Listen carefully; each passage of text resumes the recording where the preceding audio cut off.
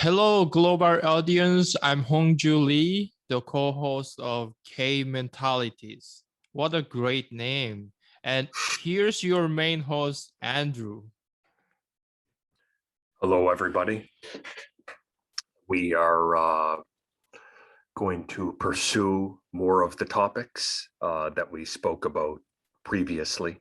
And Hongju informed me that he has a considerable list of questions that he is willing to ask me. So I am very anxious to hear what he has to say and how he's going to probe me.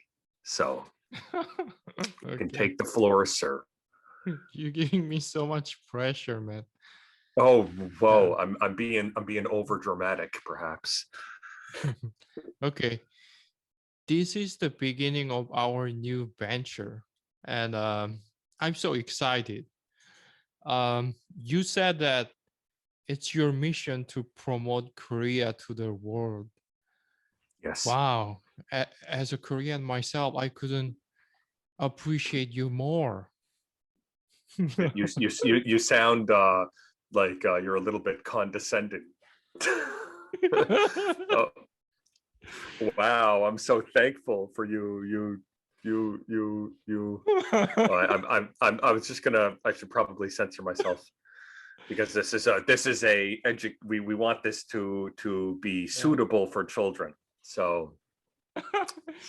Okay. Should I retake? No, this is great. This is great. No, a little bit of sarcasm is spices things up. So that just spices everything up. Let me repeat that. Andrew, you said yes.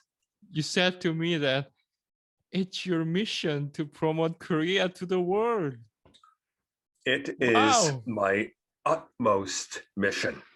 When I think about the priorities that are organized in my life, and I don't organize much, but when I think about any ambition that I want to complete, the promotion of Korea is has a very high order on that list. So wow.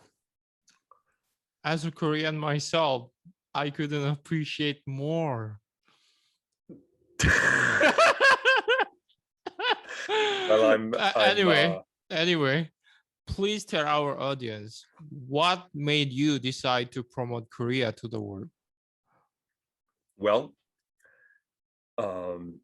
there's so many reasons why I feel this way, and when I really think about it, the first thing that's arising in my mind now would be, of course, the incredible memories that are cemented in my mind, and it's a condensation of a lot of memories, and I feel that Korea provided me a foundation to not only to build, but to remedy and indemnify a lot of aspects of my life. So if something needed more development, I had that foundation in Korea. If something needed to be reversed, I feel like Korea is a place with the industry,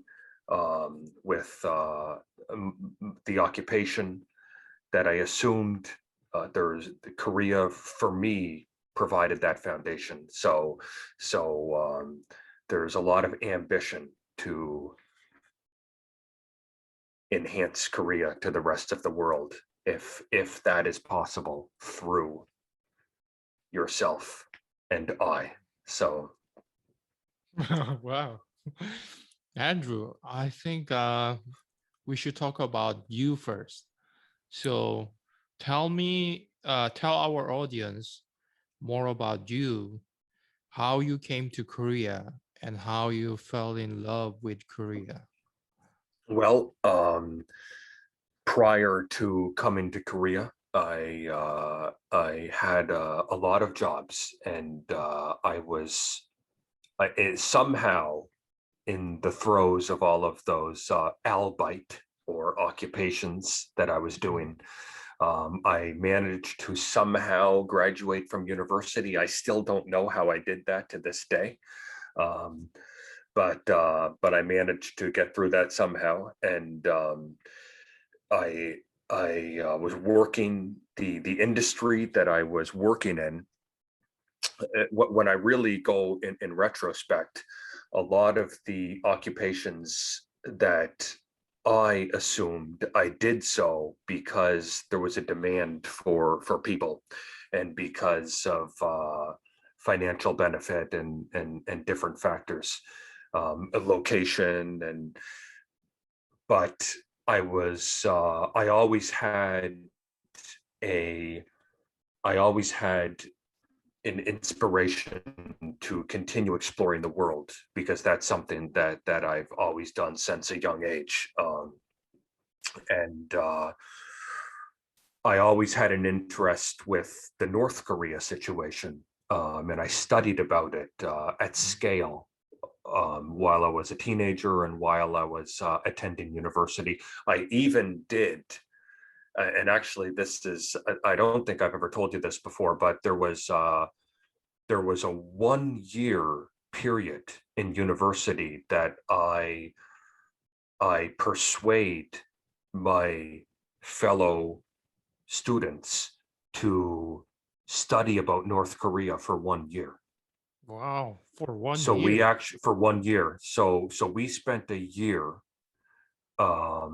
studying about North Korea and doing presentations about North Korea to Mhm. professors at the university and students at the university, and we did that, and we learned so much about it, Mhm. and so I always had that interest. I never thought that I would end up visiting one of the Koreas, being South Korea, but I always had interest with this region of the world. So, You could have been in North Korea.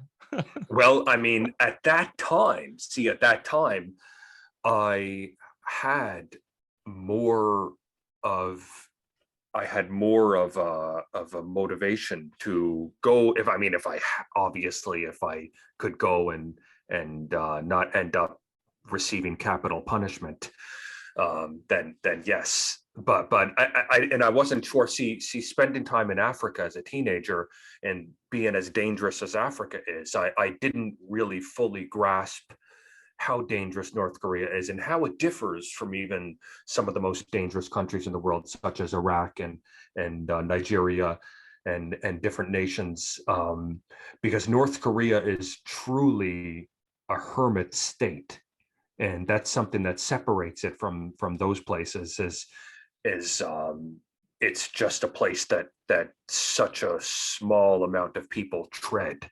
So we Yeah. really, even in this day, we still don't have that much knowledge about what Mhm. transpires there. We don't have that much knowledge about what transpires in many regions of China, especially the north regions of China. So that being my incentive at the time, now I look at it as something that's possible, but not a great idea. So unless you're truly scrupulous and you know precisely what you're doing. So Yeah. Okay. So as a Korean, I think that two Koreas are very different. mm, Um, in some ways, I think that the two Koreas should be branded in a different category. Um, so it's as a Korean, because a lot of foreigners think that North Korea is kind of South Korea. South Korea is kind of North yes, Korea. yes, So I wish that there was a different name for two yes. different Koreas actually. Um, but that's not the case. In case of Japanese, how they call North Korea, they call Joseon. That's the name of the country that we had before Korea, before the Okay. Republic Okay. of Korea, Yes. and they Yes. Right. still Right. use that name for North Korea, the old name of Korea. Right. Right. Yeah. So I wish there was the kind of naming, different naming for North Korea and South Korea. And it's Sure. just as a Sure. Korean, that's what I want, because I've been outside of Korea and experiencing many different people. It's hard to explain well, what's really the difference between North and South, and people are confused between like which is the good Korea and which is the bad Korea. Right. Sure. Sure.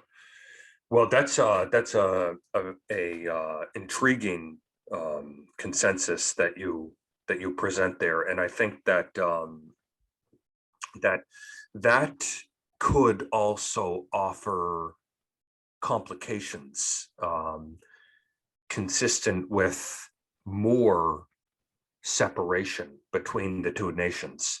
There has been a lot of talk the last decade of finding a way to have a unification with the two Yeah, nations, and if we were to denominate them even more by having a more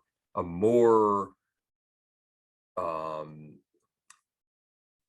structured name that separates them, that doesn't call one of them Korea like Japan yeah, does, with that separate, that yeah, that could cause more. No, of course, for some portions of South Korea, they are not in favor of the unification. So from that standpoint, some people would appreciate to have yeah. a name that more denominates them when they travel to foreign countries. But I believe that for the time to come, Mm-hmm. the best plan Mm-hmm. would be for unification. Imagine if you could travel to China on a KTX. Mm-hmm. Imagine if Yeah, you could have coal shipments yeah, going from South Korea through China and Europe, and the minerals that North Korea has to offer, and then the working population. The population of North Korea is 28 million, so South Korea lacking a workforce. yeah. Imagine having 28 million people added to the Mm-hmm. workforce. So I just think that there's so many reasons for unification, and Yeah. less reasons for having some sort of a dichotomy between the two nations. So Mm-hmm. As a Korean, South Korean, I got educated that we even had a song that's the lyrics is like our the best wish is the unification, and okay, the okay. only hope is unification, like The only hope. Well, okay. yeah. And now I'm Yes. thinking that we've been separated for really long time, and political difference between North and South, and the economical difference between South and North. It's humongous. The the, the Huge. the Yes. the the gap has been just growing Right. every year, and I don't know if South Koreans will want to pay more tax to support North Korean people. So they just have to catch up this economic growth. Mhm. Otherwise, there will be no way to have unification. So I'm very realistic about it. I of course Yes. I wish I could go to North Korea and travel around North Korea, and Mhm. going through North Korea, I could even go to Europe, or Eastern European countries, wherever. At the moment, Korea is basically isolated Yes. island. Um, yeah. Well, So that's yeah. you're kind of disclosing what you believe is factual, and you Mhm. think that it's factually correct that if so that it's possible that the two countries could unify, that North Korea would have to offer more, Yeah, and you which they believe never that, won. which they never want. Well, and that's a very elaborate factor, because when we say they, we're only referring to a very small minority of people. We're referring to the dictators Yeah, who right. have sovereigns over all of the people. And Yeah. the so really, I would say factually, I would say they want unification, but the vast majority of they don't have a voice to Mhm. disclose what they truly want to transpire. So Yeah. I believe that if it's going to happen, Mhm. especially if it's going to continue to be run the way it's been run for such Mhm. a long time, it would have to be an investment on the side of South Korea, and that investment would Yeah. pay off categorically Yeah. So there over must the be next 10-20 years. So certain conditions to be met. yes, First, there must be no dictatorship or yes. any any of their own political agenda. So Mm, so so that means South Korea basically takes over North Korean regime, and yes. we are getting rid of those bad guys basically. Mm. Um, I don't know if that's gonna happen because of China as well. China is a superpower country now, and it's growing. So yeah. Well, it's North Korea has a they have a similar aspect to their country as Ukraine, because North Korea operates as a very large border for China. So with North Korea being the way it is, it allows for China to be more discreet in those particular regions. And so it's very beneficial for China. It's beneficial for China in more ways than we can explain.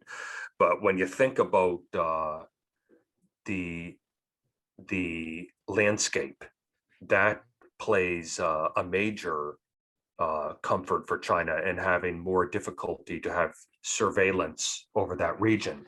And that's the same with Ukraine in regards to Russia, because Russia controls the north region of Ukraine, which enables them to have more secrecy occurring in that part of the country, and Mhm. more difficult for other countries to surveil that Mhm. region. So that's one of the many benefits that China has in regards to North Korea, and Russia has in regards to Ukraine. So um, China um, wants to have more and more of direction over many parts of Asia. I mean, if you look at Vietnam, where you're located right now, the islands that they have been structuring in the ocean there, where they have landing strips for airplanes, is just unbelievable. So it would be very difficult, I guess, having the two countries develop a camaraderie and possibly a full blend into one country. There would have to be a lot of dealings with China Mhm. to make that come to fruition. Yeah. So when you teach Korean students there in Korea. Yes. So do you ask their opinion about North Korea? or unification? How do they respond?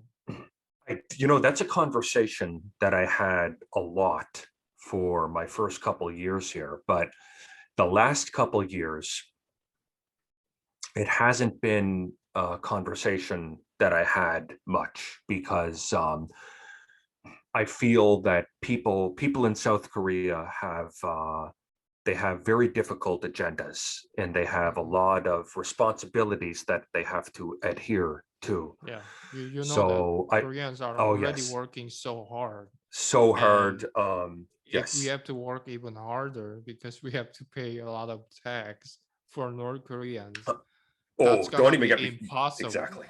Exactly. That would be, and that's another thing I didn't even I didn't factor that in, but to talk about tax, the amount of tax Yeah, that Koreans are currently burdened with, yeah, would that would be monumental to put more tax. I mean, because young Koreans, yeah, you look how hard these people are working in. You got really intelligent, talented people, engineers working so hard and so capable, and they can never buy a house. It's going to take them 20 years just to make a down yeah, payment. So right. for to have more tax, that would not be realistic at this point. But also the reason why I I chose to evade that conversation the last couple of years is because I feel that people here they're so worn out of having Yeah, that conversation repetitiously disclosed to them right. again and again, and when Yeah, and foreigners nothing's happening. and nothing's happening. So I chose to not convey that message Yeah, until I see something yeah, that that institutes some sort of an indication hmm that it's worthwhile speaking about, hmm and I haven't seen that for a couple of years. So yeah, for decades. well, there was some indication, hmm the last 7-8 years ago there was a little bit of indication, but then of course when Moon Jae-in and Kim Yeah, Jong-un embraced each other at one yeah, point and Donald Trump accompanied them as well. I yeah, don't know. I know that some of that was uh, just a pretense, but hmm and nothing um, came from that yeah. Well, since that time. But yeah. I have this question. What do Canadians think about South Korea or North Korea or Korea in general? well, that is a question that is not precisely updated for me because I haven't. I'm yet to see Yeah, how K-pop permeated through that part of the world in the yeah, United States and Canada, because I know since I've been immersed in Canada, I know that some of those groups, BTS and yeah. Blackpink, and some of them amassed some incredible numbers hmm and incredible notoriety hmm internationally. So I would say that there's probably more recognition in that nature through the music industries. But prior to the popularity of those groups, and aside from that form of popularity, um, again, the opinions are more in the direction of North Korea and not so much in the direction of South Korea, and Yeah. for the wrong reasons. So, hmm so, and again, that's where my inspiration comes in to kind of orchestrate and hmm Yeah, send off more yeah, promotion with South Korea. And yeah, yeah. Your goal is to kind of reduce their current perception of Korea, yes, and yes, you want to kind of update mhm, their information about Korea. Uh, yes, uh, yes, yeah, and because a lot of people have this misconception or Yes. misinformation about Korea. They just Yes, they do. don't understand it clearly. Yes. So how could we approach this in the best way? I mean, Well, you are from Canada, so you you know how you can explain it to other Canadians or to other foreigners about Korea. what I have done thus far was I had quite a few people visit me here Mhm. from Canada. I had Yeah. some friends visit, and my sister visited 5 times, Mhm. and my mother and father visited 3 or 4 times. Yeah. And when my friends return to Canada and when my sister returns, they frequent Korean Mhm. restaurants and they will bring their friends to Korean restaurants. So, Okay. so this was a utilization that I would forward the last couple of years, and this was what I would do.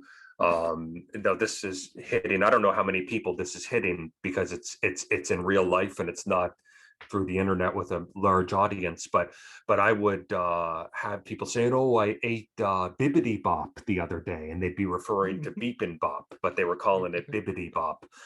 And so there's they have been spreading the news about Korean food. Mhm.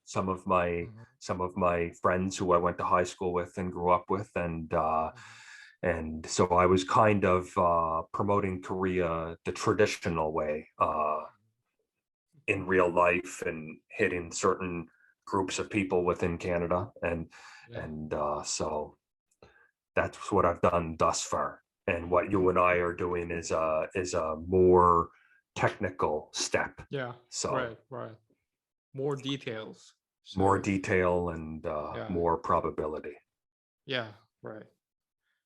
So uh, Andrew, before we wrap this up, I want you to tell our audience what are the topics that you want to cover in the future episodes? Well, the topics I will cover, I'm sure that there's going to be a lot of digression in the Yeah. future, I believe, because some of the topics are going to rely on what's happening in the world. Mhm. So I would really like to discuss things that are happening in Korea and Mhm. stories that are going on. I want to talk about the students and the obstacles that they have to face, the competition, and what uh, some of their inspiration is for their future. So I want to cover a variety of topics, um, and it's going to be kind of based on based on what any listener wants to hear, but also based on what is happening in the world. Okay, sounds great. So it's time to say goodbye to our audience for the first Okay, episode. Yeah. for the first episode. Okay, okay. Well, I hope that this was somewhat informative and somewhat entertaining. And if it was, then we are very grateful. So, Okay. Okay. Yeah.